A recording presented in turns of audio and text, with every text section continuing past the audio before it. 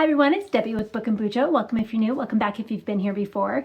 It's time for the end of the year book tag.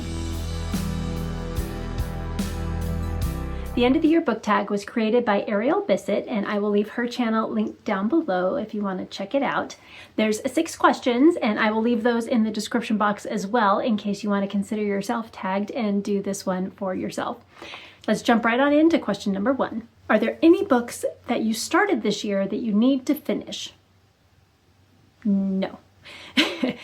I've finished all the ones I've started besides the ones I'm currently reading right now. But again, I'm currently reading them.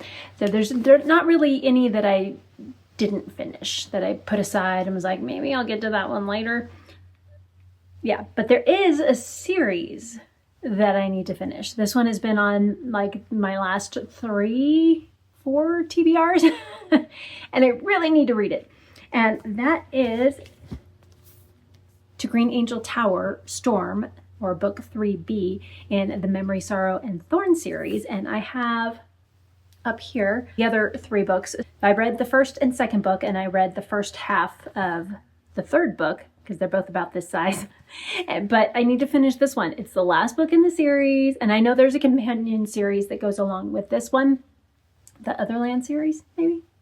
But I'm not to that one yet. I need to get this one finished, so this will be my answer to that question. Question number 2. Do you have an autumnal book to transition you into the end of the year? And I don't really have one that I read every autumn that would transition me in, but I did read a lot of autumnal books in October that I loved and I thought just really kind of got me into the spirit of the season and all of that.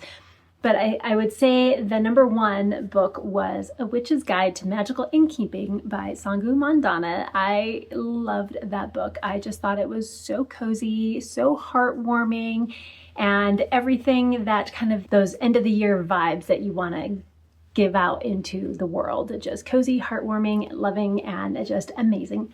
I loved it. Question number 3. Is there a new release you're still waiting for? Yes. Now there are some, like I'm still waiting for them from my library, but they've already come out, so I'm not going to talk about those ones. Most of my anticipated reads were actually in September, so there is one of those I still need to read. But ones I'm waiting for them to actually release in 2025, and that is Empire of the Dawn by J. Kristoff. I just finished the second book in the series, Empire of the Damned, and I cannot wait to see how the third book is going to go. Where is it going to go? What's going to happen? How are things going to resolve? I cannot wait for that to come out in November. Question number 4.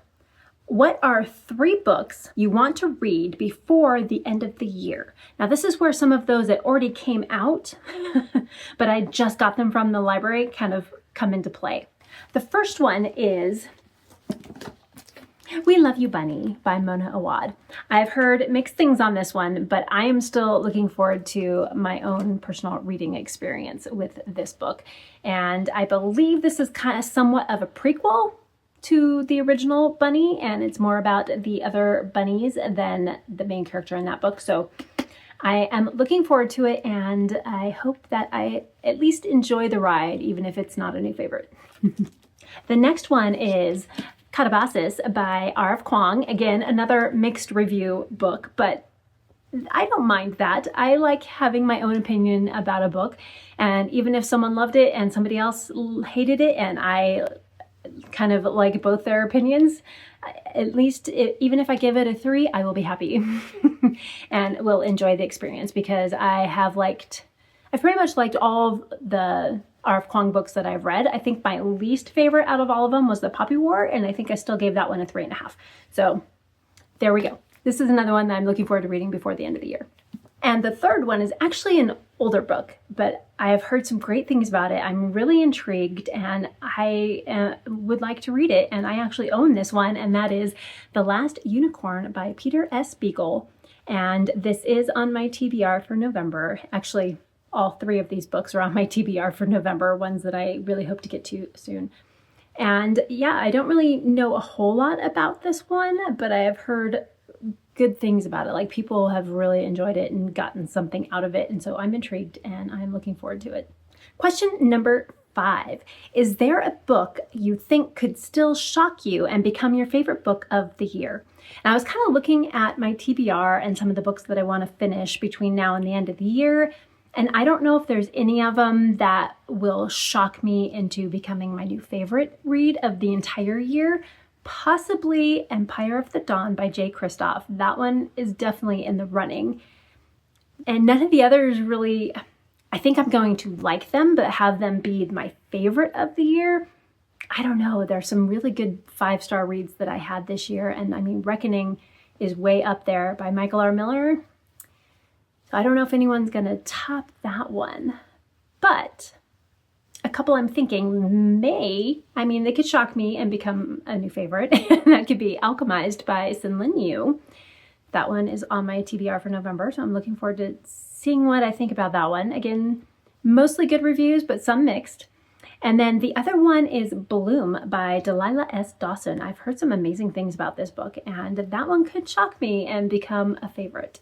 And then lastly, question number 6. Have you already started making reading plans for 2026? Yes, I have.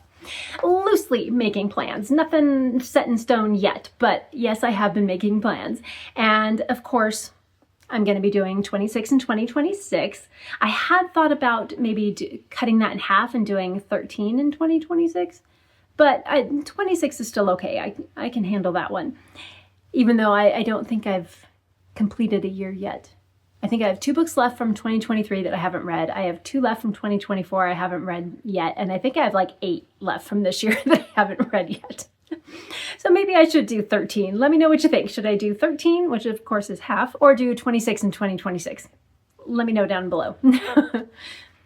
And the other ones I always do are, it's usually 12 classics and 12 nonfiction, so basically 1 a month. But I was kind of toying with the idea of only doing 10, doing like a top 10 classics I want to read in 2026 and top nonfictions that I want to read. I didn't even read half of the ones I had on my list for this year. I read lots of classics and nonfiction, just not the ones I happened to choose. But I was also a little mixed and on the fence about what ones I wanted to put on there. So that's probably why I didn't read them. And that's it. Short and sweet, nice and quick and cozy. And if you haven't done the end of the year book tag yet, consider yourself tagged. I would love to find out what your answers are to all of these questions. And if you do this tag, let me know. I would love to watch your video. And I would love to know what your favorite autumnal read, if there's a book that you like to read every autumn or one that just really gets you in the mood for the autumn season, or if you have a favorite beverage or snack or favorite movie or TV series that you like to watch every autumn. I would love to find that out. Let me know down in the comments below.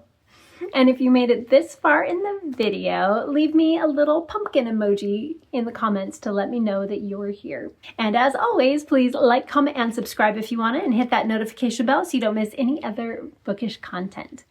And until next time, keep reading. Bye!